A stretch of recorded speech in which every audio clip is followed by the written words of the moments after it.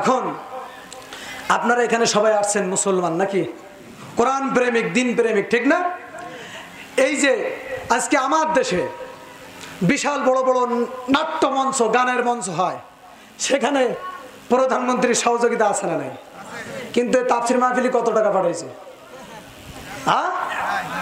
1 কোটি? 1 টাকাও না।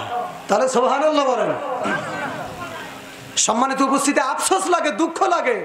একটা বক্তব্যে দেখলাম আমার প্রধানমন্ত্রী বলতেছে যাতে করে চলচ্চিত্র জগৎকে আপডেট করা যায় সেই জন্য 1000 কোটি টাকা বরাদ্দ করেছে। জোরে নাউজুবিল্লাহ।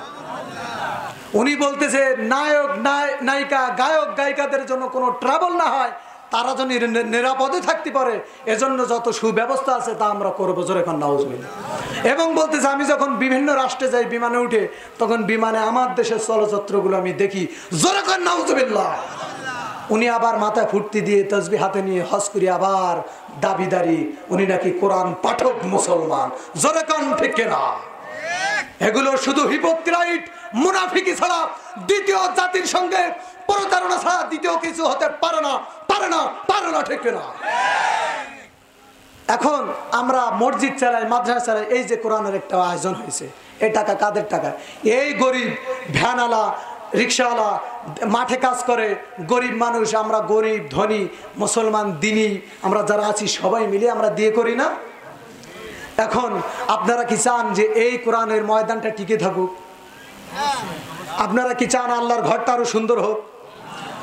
চান কি চান না?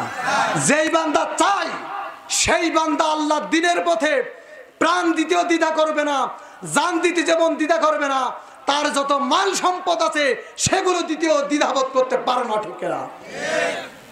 এই যে আল্লাহ তাআলা বলছে না যে রমজানের রোজা রাখলে তাকওয়া অর্জন হবে, এই তাকওয়া অর্জন যারা করবে তাদের একটা বৈশিষ্ট্য আল্লাহ তাআলা বলতেছে আল্লাযীনা ইউনফিকুনা ফিস সাররাই ওয়াদ দাররা ওয়াল কাযিমিনাল গায়জ ওয়াল আফিনা আনিন নাস।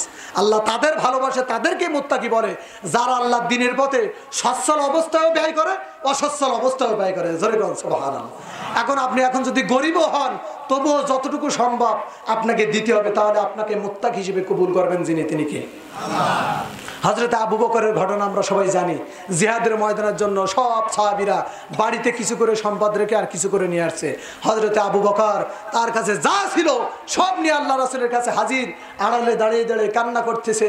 আল্লাহ রাসূল ডাক দিয়ে বলে তুমি কান্না করো কেন?